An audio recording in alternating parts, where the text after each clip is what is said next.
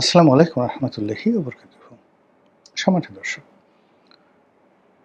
আপনারা ইতিমধ্যে লক্ষ্য করেছেন যে আমাদের প্রধানমন্ত্রী জনাব তারেক রহমান সাহেব, তিনি অতীতের অন্য সব প্রধানমন্ত্রী বা রাষ্ট্রপ্রধানের মতো ঠিক অনেকটা জাঁকজমকপূর্ণ জীবন এটা পছন্দ করেন না বা স্বাচ্ছন্দ্য অনুভব করেন না।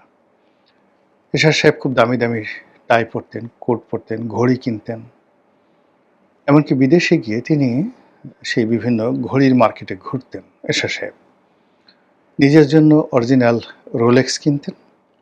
আর আফটার মার্কেট থেকে মানে ২ নম্বর মার্কেট থেকে বিভিন্ন মানুষকে উপহার দেওয়ার জন্য অনেক দেখুন ২ নম্বরই রোলেক্স ঘড়ি তিনি কিনতেন। এবং বেজিংয়ের এরকম একটা মার্কেটে তিনি যে ঘোরাফেরা করেছেন বা কিনেছেন, উনার সাথে যারা ছিলেন তাদের সঙ্গে আবার আমার ভ্রমণ করার সুযোগ হয়েছে, এই জিনিসগুলো আমি জেনেছি। অন্যদিকে সাবেক প্রধানমন্ত্রী শেখ হাসিনা বলেন, বঙ্গবন্ধু বলেন, তারপর বেগম জিয়া বলেন, তারা প্রচুর বিদেশ ভ্রমণ করেছেন। বিভিন্ন সময়টিতে বঙ্গবন্ধুর জমানাতে বঙ্গবন্ধু যখন ছিলেন তিনি গেছেন, তার স্ত্রীকে নিয়ে গেছেন, তার সন্তানকে নিয়ে গেছেন। এরপর তিনি লন্ডনে যাওয়ার পর সেখান থেকে ছুটি কাটানোর জন্য সুইজারল্যান্ডে গেছেন। জিয়াউর রহমান সাহেব বহু দেশে গেছেন এবং অনেক জায়গাতে তিনি বেগম জিয়াকে সঙ্গে নিয়ে গেছেন এবং বেগম জিয়া সেখানে গিয়ে জিয়াউর রহমান সাহেব এগুলো পছন্দ করতেন না। তারপর তিনি টুকটাক কিন্তু এই বিভিন্ন মার্কেটিং, শপিং তিনি করতেন। কিন্তু তারেক রহমান সাহেবের ক্ষেত্রে এই জিনিসগুলো আমরা গত ৬ মাসে দেখছি না।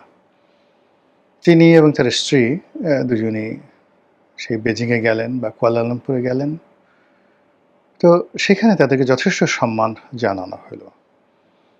কিন্তু যতটুকু পিকচার দেখে, ছবি দেখে মনে হলো যে তারা জনাব তারেক রহমান সাহেব তিনি নিজে এই যে ফর্মালিটিস, রাষ্ট্রীয় যে ফর্মালিটিস সেটা তিনি এনজয় করছেন না। তিনি ইংরেজি একেবারে খারাপ বলেন না। শেখ হাসিনার চেয়ে কোনো অবস্থাতে তিনি খারাপ বলেন না। এমনকি তার মা বলা হয় যে তিনি মাত্র ম্যাট্রিক পাস। কিন্তু তারপরেও তিনি যে ইংরেজি বলতেন, সে ইংরেজি অনেকের চাইতে ভালো ছিল। এর কারণ হলো তারেক রহমান সাহেব বা উম বেগম জিয়া তারা যে পরিবেশে মানুষ হয়েছেন, ক্যান্টনমেন্টের পরিবেশে, তো সেই সামরিক বাহিনীতে ইংরেজি বলা এবং ইংরেজি শোনা এটা একটা অহরহ বিষয় এবং অফিসার যারা আছেন তারা প্রায়ই নিজেদের মধ্যে ইংরেজিতে কথাবার্তা বলেন। আপনারা জানেন যে জিয়াউর রহমান সাহেব তিনি বড় হয়েছেন কলকাতাতে, ইন্ডিয়াতে। তারেক রহমান সাহেবের জন্ম সম্ভবত পাকিস্তানে। আমি বলতে পারব না তার যে জন্ম 1966 এ তার জন্ম। ওই সময়টাতে হয়তো পাকিস্তানে। বেগম জিয়ার জন্ম সেই অবিভক্ত ভারতে শিলিগুড়িতে। ফলে কি হলো তাদের সকলের অর্থাৎ জিয়াউর রহমান সাহেব, তারেক রহমান সাহেব, তারপরে বেগম জিয়া, বেগম জিয়ার পিতা, তারেক রহমান সাহেবের নানা, তারপরে শেষে তার যে দাদা, এদের মধ্যে একটা সর্বভারতীয় কালচার কাজ করছে। যেমন তারেক রহমান সাহেবের নানা চাকুরি করতেন পশ্চিমবঙ্গের রাইটার্স বিল্ডিংয়ে। তো রাইটার্স বিল্ডিংয়ে ব্রিটিশ সরকারের আন্ডারে তিনি একজন কালি বিশেষজ্ঞ ছিলেন। কালি বিশেষজ্ঞ মানে ছাপাখানার যে কালি ব্যবহৃত হতো, সেই কালির তিনি একজন বিশেষজ্ঞ ছিলেন। তো সেই হিসেবে সেই যে মিনিস্ট্রির পক্ষ থেকে যত কালি আমদানি করা হতো সেটার গুণগত মান পরীক্ষা করা, সেটার সার্টিফিকেশনের এই কাজগুলো তারেক রহমান সাহেবের দাদা করতেন এবং তিনি সেই ব্রিটিশ সরকারের একজন প্রথম শ্রেণীর কর্মকর্তা ছিলেন, ফার্স্ট ক্লাস। যখন পাকিস্তান এবং ভারত দুটো রাষ্ট্র হয়ে গেল তখন অনেকে ভারত থেকে গেলেন, অনেকে অপশন দিয়ে পাকিস্তানে চলে এলেন। তো তারেক রহমান সাহেবের যে দাদা তিনি অপশন দিলেন তিনি পাকিস্তানে যাবেন এবং সে অনুযায়ী তারা করাচি, পিন্ডি বা সেখানে হয়তো সপরিবারে চলে গেলেন এবং তারেক রহমান সাহেবের বাবা জিয়াউর রহমান সাহেব যে কলকাতার যে স্কুলটিতে পড়তেন, খুব নামকরা একটা স্কুলে, সেই স্কুল থেকে তিনি সেই পাকিস্তানে চলে গেলেন এবং সেখানেই তারা বড় হয়েছেন। জিয়াউর রহমান সাহেব পাকিস্তানে বড় হয়েছেন আর তারেক রহমান সাহেবও জিয়াউর রহমানের চাকরির সুবাদে সেখানে তিনি লেখাপড়া করেছেন, বড় হয়েছেন বা তার যে একেবারে বালক বেলা শৈশব তিনি সেখানে কাটিয়েছেন। পরবর্তীতে যখন জিয়াউর রহমান সাহেব বাংলাদেশে এলেন, সেই বাংলাদেশে আসার পর উনার যে কমিশন সম্ভবত 1957 এ। তো 1957 এ কমিশন লাভ করার পরে ধরুন 65-66 সনের দিকে তিনি মেজর পদে উন্নীত হলেন। তো এরপরে তিনি তার বেশিরভাগ সময়, তার কর্মজীবনের বেশিরভাগ সময় পাকিস্তানের যে মিলিটারি একাডেমি পিএমএ, সেখানে তিনি একজন ইন্সট্রাক্টর হিসেবে আ কর্মরত ছিলেন জিয়াউর রহমান সাহেব। তো পড়াশোনা করেছেন পাকিস্তানে, কিছু অংশ ভারতে, থেকেছেন পাকিস্তানে, কিছু অংশ বাংলাদেশে, পরবর্তীতে স্বাধীন বাংলাদেশের। ফলে তারেক রহমান সাহেবের যে জেনেটিক ফরমেশন, এটা একটা মাল্টিকালচারাল, মাল্টি ডাইমেনশনাল, যেখানে ভারতের আলো বাতাস আছে, পাকিস্তানের আলো বাতাস আছে, শিলিগুড়ির আলো বাতাস আছে, বাংলাদেশেরও আলো বাতাস আছে এবং সর্বশেষ তিনি লন্ডনের বাতাস নিয়ে এসেছেন। ফলে সেক্ষেত্রে তার মধ্যে তিনি যতই জড়তা দেখান না কেন, কিন্তু তার মধ্যে একটা আন্তর্জাতিকতা আছে। একটা সহজাত স্মার্টনেস আসছে, একটা ভদ্রতা আছে, একটা অ্যারিয়ান আর্যতা আছে, মানে একটা আর্য সভ্যতার ভাব আছে। তো এতটা সত্ত্বেও তিনি কিন্তু অন্য সবার মতো ভুং-ভাং এগুলো দেখাচ্ছেন না। আমাদের মধ্যে একটু জ্ঞান হলে চুল আমরা ব্যাকব্রাশ করে আঁচড়াবো, একটু টাক থাকলে সেই টাকে চটচট করতে হবে যে আমার জ্ঞান ঝকমক করছে। কথাবার্তা এমনভাবে বলতে হবে যেন মানুষ বুঝতে পারে, টেনে টেনে কথা বলতে হবে। তারপর শেষে মানে যাকে বলা হয় অর্ধেক কথা বলবো ফিসফিস করে, বাকি অর্ধেক কথা বলবো না। আমার যে অনেক জ্ঞান হয়েছে, আমার পেটের মধ্যে ভরা শুধু জ্ঞান এবং জ্ঞান, এগুলো বুঝাতে হবে। আমি যে রায় বাহাদুর, খান বাহাদুর বা বিরাট একটা বংশ, কথায় কথায় বাপের কথা বলতে হবে, দাদার কথা বলতে হবে, রাজাকার হন, আলবদর হন, স্বাধীনতা বিরোধী হন, ডাজ নট ম্যাটার, বাপের এবং দাদার পরিচয় দিতে হবে। এই জায়গা থেকে তারেক রহমান সাহেব কিন্তু অন্য সবার সাথে ব্যতিক্রম। তিনি তার পরিচয় দেওয়ার মতো অনেক কিছু আছে। শ্বশুরের দিকে আছে, বাপের দিকে আছে, দাদার দিকে আছে, নানার দিকে আছে। কিন্তু সেই জিনিসগুলো তিনি দেখান না।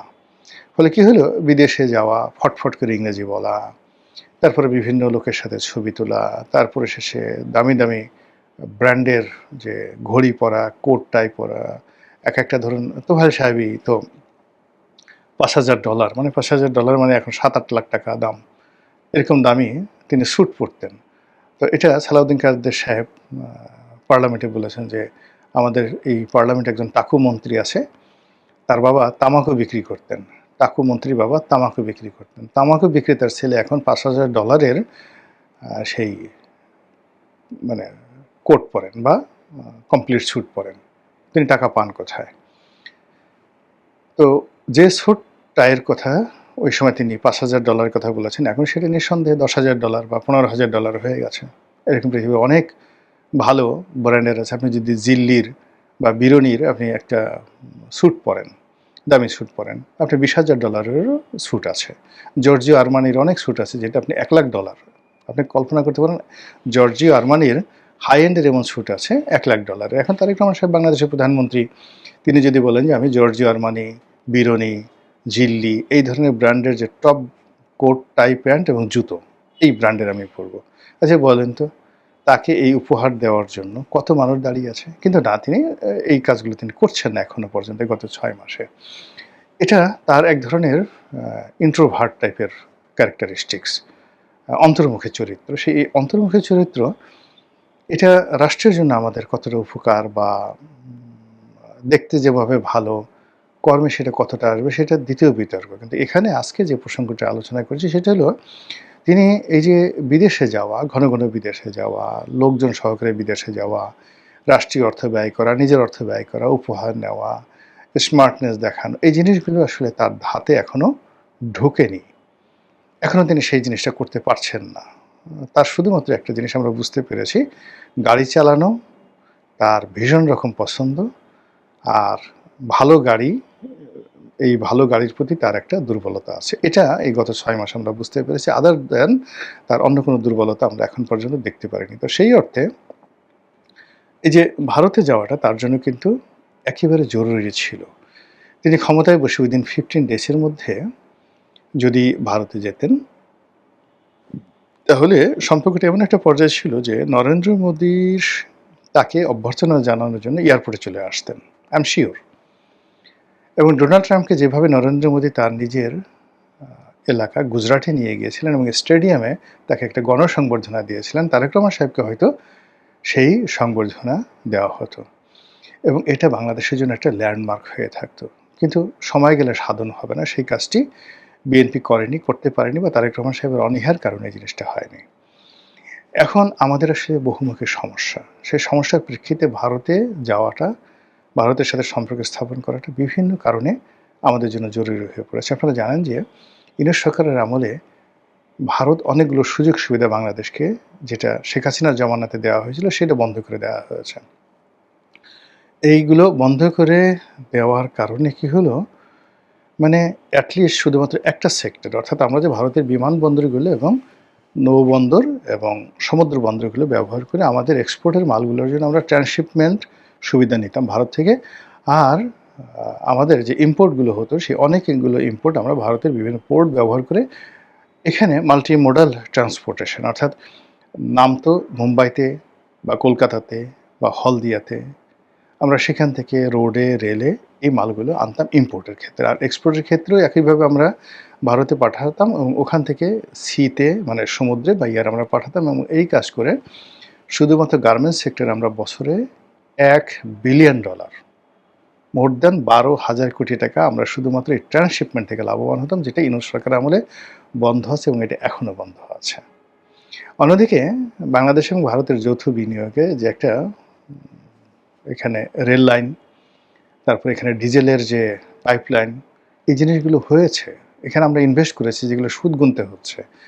কিন্তু ভারতের সাথে যদি সেই চুক্তিগুলো নবায়ন না হয়, চুক্তিগুলো যদি চালু না থাকে, তাহলে এই পুরো ইনভেস্টমেন্টটা জলে যাবে, সুদ গুনতে হবে এবং ভারত থেকে আমরা ডিজেল পাবো না। এই যে দেখেন গত 6 মাসের বিভিন্ন ক্রাইসিসে আমরা যেভাবে ভারত থেকে ডিজেল পেয়েছি, পরিমাণে অত বেশি না, কিন্তু এটা ছাড়া কিন্তু আমাদের সর্বনাশ হয়ে যেত, সরকার টিকতেই পারতো না। যে পেট্রোল পাম্পগুলোতে যে সমস্যাটা হয়েছে, সরকার টিকতেই পারতো না। কিংবা এখন ধরেন সিএনজি নিয়ে, এলএনজি নিয়ে এখন যে সমস্যাগুলো হচ্ছে, এগুলো বাড়তে থাকবে আগামীতে। সরকার পরিস্থিতি সামাল দিতে পেরেছে, কিন্তু সেই যে সমস্যাগুলো তৈরি হয়েছে দুটো এলএনজি প্ল্যান্টে, এই সমস্যাগুলো আবার চলতেই থাকবে। এর কারণ হলো এখানে যে দুটো কোম্পানি, এই দুটো কোম্পানির উপর সরকারি কোনো প্রভাব নাই। একটা সামিটের, আর একটা হলো মানে এক্সিলারেট, সেই পিটার ডিহার সেখানে চাকরি করেন। তো অনেকে বলেন যে এই কোম্পানির সাথে আওয়ামী লীগের লোকজন জড়িত আছে, হোয়াট এভার মেবি। এই কোম্পানি দুটো যদি প্রবলেম করে, এলএনজিটা পুরোটা বসে যাবে। তো এক্ষেত্রে আসলে যাকে বলা স্ট্র্যাটেজিক পার্টনার, সেই স্ট্র্যাটেজিক পার্টনার দরকার বাংলাদেশকে যদি সার্ভাইভ করতে, এবং সেই পার্টনারটা অবশ্যই ভারত। ভারতের বাইরে কেবলমাত্র চীন আমাদের সেই পার্টনারটা হতে পারে, নট মোর দ্যান দ্যাট। কিন্তু সেই ভারতের সাথে সম্পর্কের ক্ষেত্রে অনীহা দেখা দিচ্ছে এবং নানা রকম ভয় এবং আতঙ্ক ছড়ানো হচ্ছে যে তারেক রহমান সাহেব যদি দিল্লিতে যান, তার জন্য নানা রকম ফাঁদ তৈরি করা হচ্ছে, তাকে বেইজ্জতি করার জন্য, তাকে অসম্মান করার জন্য। কিংবা দেখা গেল হোটেলে একটা অপ্রীতিকর ঘটনা ঘটলো এবং বিভিন্ন রকম, মানে যাকে বলে ভারতীয় মিডিয়া তো বসে আছে। এখন এক মন্ত্রীর রুমে দেখা গেল যে কি বলবো, লাল ওড়না, বা ওই যে জামাতের যেই বদনামগুলো হচ্ছে, এরকম একটা বদনাম পত্রপত্রিকায় আসলো। কি যে একটা অবস্থার সৃষ্টি হবে, এই ধরনের কথাবার্তা সবাই বলার চেষ্টা করছে, যেই কারণে যে এগুলো ভারত করতে পারে। ভারত এরকম যেহেতু বিএনপিকে পছন্দ করছে না, তারেক রহমান সাহেবকে পছন্দ করছে না, ওখানে শেখ হাসিনা আছেন, তো এরকম নানা রকম চক্রান্ত করে ইমেজ সংকট ফেলতে পারে। দ্বিতীয়ত হলো যে ওখানে গিয়ে এমন সব দাবি করতে পারে, এমন সব বক্তব্য দিতে পারে। আপনি ধরেন জেলেনস্কিকে ডেকে নিয়ে, আহ্বান করে নিয়ে, যেভাবে তুমি এই ধরনের পোশাক পরেছো কেন, গেঞ্জি পরে আসছো কেন, তোমার কি কোট টাই নেই, এই ধরনের কথা ডোনাল্ড ট্রাম্প তাকে বলেছেন, এমনকি তাকে হোয়াইট হাউস থেকে বের হয়ে যেতে বলেছেন। তো এই যে একটা বড় রাষ্ট্র, সে যখন অহমিকা দেখায়, তখন ছোট রাষ্ট্রের পক্ষে আসলে কিছু করার থাকে না। এই অপমান সহ্য করেও জেলেনস্কিকে ট্রাম্পের সাথে সম্পর্ক রক্ষা করতে হয়েছে এবং যুদ্ধ এখন পর্যন্ত চালিয়ে নিতে হয়েছে। তো সেই ক্ষেত্রে ভারতের মতো একটা বড় রাষ্ট্র, বৃহৎ রাষ্ট্র, সেই রাষ্ট্রের সঙ্গে আমাদের সম্পর্কটা কেমন হবে, এটিকে অনীহা দিয়ে বা দূরত্ব তৈরি করে বা নিরাপদ দূরত্ব থেকে এই সমস্যাগুলো কি সমাধান করা সম্ভব? আমার জবাব হলো একেবারেই নয়। এখানে যেহেতু রাষ্ট্র পরিচালনায় আমরা এসেছি, মানে বিএনপি এসেছে, আমরা বলতে বিএনপির কথা বলছি, তারেক রহমান সাহেব এসেছেন। কাজে এখানে রাষ্ট্রের প্রয়োজনে, জনগণের প্রয়োজনে নিজের ইগোকে বাদ দিতে হবে। আপনার ভালো না লাগলেও এখানে অনেক কিছু করতে হবে যেন রাষ্ট্রটা স্মুথলি চলে। এর কারণ হলো বিএনপির কোটি, কোটি নেতাকর্মী যদি কোনো কারণে স্লিপ কাটে বিএনপি, ক্ষমতা থেকে তারা চলে যায়, ফেইল করে, বিকল্প কোনো শক্তি আসে, সেটা অন্য তৃতীয় পক্ষ, চতুর্থ পক্ষ, এমনকি আওয়ামী লীগ যদি ফিরে আসে, পিঠের চামড়া তো দূরের কথা, কোনো জায়গার চামড়াই থাকবে না। কাজেই টিকতে হবে, বাঁচতে হবে, সারভাইভ করতে হবে এবং সারভাইভ করার জন্য যোগ্যতা অর্জন করতে হবে। এর বাইরে কোনো বিকল্প নাই।